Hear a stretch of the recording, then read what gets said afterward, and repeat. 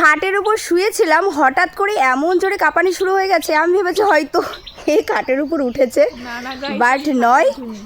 প্রচুর ভয়ানক একটা ভূমিকম্প শুরু হয়ে গেছে আমাদের এখানে। চারিপাশে তো উলু শঙ্খ কাসর সব বেজে যাচ্ছে, আমরা তো বুঝতেই পারছি না। বাইরে বেরিয়ে ভাবলাম এটা ভূমিকম্প। এখনও অনবরত হয়ে যাচ্ছে। 1:23 হয়েছে, এখন ঘড়ির কাঁটা 1:25 বাজে, 26 বেজে গেছে, তাই না? তো তোমাদের ওখানে কোথায় কোথায় ভূমিকম্প হয়েছে একটু জানিও।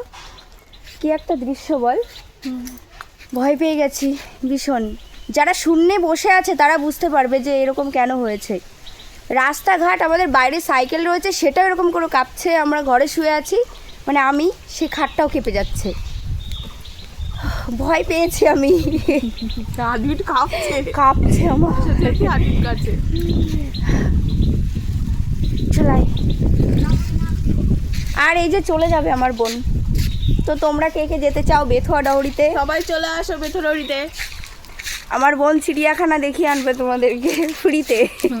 সত্যি এখন টিকিট লাগে না, আগে টিকিট লাগতো, 150 টাকা হয়ে গেছিল, এখন ফ্রিতেই হচ্ছে।